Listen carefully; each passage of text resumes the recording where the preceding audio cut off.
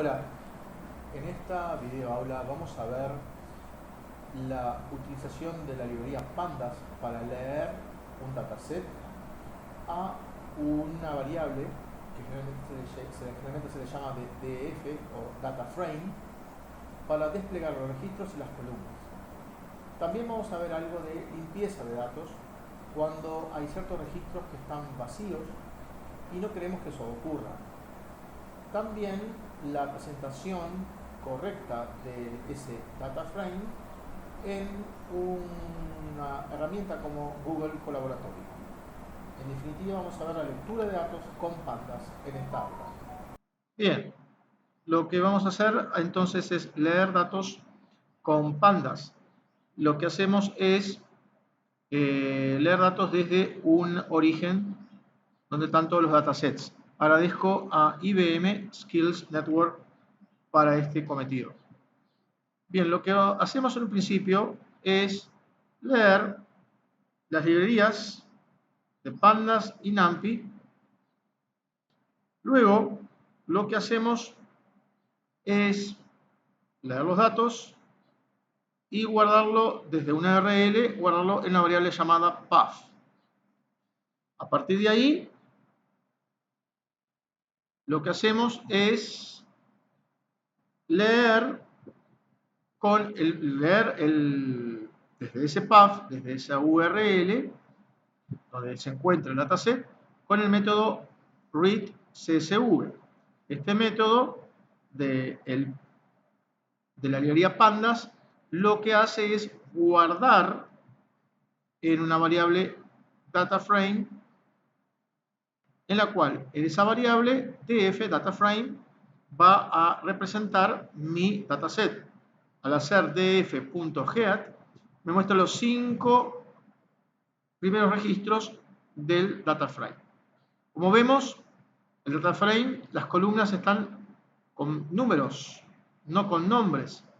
Entonces necesitamos crear las columnas correspondientes para el DataFrame. Entonces lo que hago es crear una lista, create headers list, una lista de cabezales o lista de columnas, en la cual la llame de headers a esa lista donde están numeradas están listadas todas las columnas. Acá se aparecen entonces todas las columnas que crié en esa lista. Para hacer que la lista esté incluida en el data frame, lo que hago es incluir en la propiedad columns la lista headers. Y voy a mostrar los 10 primeros registros del data frame como quedó. Y como vemos, efectivamente, las columnas ahora están ya apareciendo en el data frame. Los 10 primeros registros. Bien. Como podemos ver, hay registros que están nulos y no tienen valor ninguno. Entonces eso hay que solucionar eso. ¿Cómo solucionamos entonces? Bien, lo que hacemos es una llamada al método replace y reemplazamos todo lo que aparece con el signo de interrogación, o sea que está vacío, con el valor not a number, dejando los valores que están vacíos con signo de interrogación con el valor not a number. Y también hacemos que acá obviamente que estamos guardando en un data frame df1 y a ese df1 lo que hacemos es pasarle o llamar a un método dropna, que lo que hace es, en este caso, a la columna price eliminar todos los registros que están vacíos, que no tienen valores en price. Y hacemos nuevamente una muestra de 20 registros y vemos que la columna price, que es esta que está acá, ya tiene valores en todos los registros. Esto se llama lectura de datos con Pandas. Pandas entonces lo que hace es permitirme con atributos y métodos leer desde un origen que puede ser una URL, y trabajar con una variable DataFrame. Acá entonces vamos a mostrar las columnas de DataFrame y lo vemos en formato de un índice de una lista. Bien. Por último, podemos ver los tipos de datos que tiene el DataFrame. Acá me lista todos los tipos de datos que tiene cada columna del DataFrame. Por ejemplo, la columna Engine Location, localización del motor, es de tipo Object, porque se trata de un dataset de automóviles. O, por ejemplo, la columna Num of Doors, acá tenemos número de puertas, es una columna de tipo Object. Bien. Eso lo conseguimos con el método dTypes del DataFrame. Muy bien. Tenemos un método que se llama describe.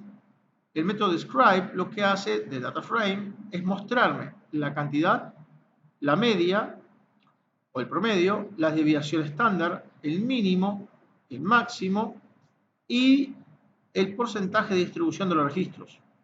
Por ejemplo, para count me muestra que la columna, por ejemplo, engine size, hay 201 registros. Para la columna wheelbase hay 201 registros. Eso significa count. La min, que es la media, me da el promedio de la columna. Es decir, yo tomo, por ejemplo, para la columna city MPG, o sea, el consumo de gasolina en ciudad en millas por galón. Me está diciendo que es 25,17 o 25,17 el promedio de consumo entre todos los registros que aparece en el dataset. El mínimo es 6,4 y el máximo es 49. Entre otros datos también, como la desviación estándar y la distribución, como dije recién, de 25, 50, 75% de los registros. También podemos poner el describe. El describe lo que utiliza es el parámetro all, include all. El describe, si yo incluyo el parámetro all, me va a mostrar también el unique, el top, la frecuencia. Si tenemos valores únicos, o por ejemplo la frecuencia que aparece, con mayor frecuencia aparecen los valores en una cierta columna, es más completo. Podemos describir también por ciertas columnas, o sea, yo quiero describir, hacer un describe, pero solamente de la columna length y de la columna compression ratio. Entonces yo lo que hago es mostrar estos datos, pero solamente para estas dos columnas, nada más. También tenemos la columna info. La columna info, el método info de DataFrame lo que hace es mostrarme el tipo de datos de cada columna, como podemos ver acá.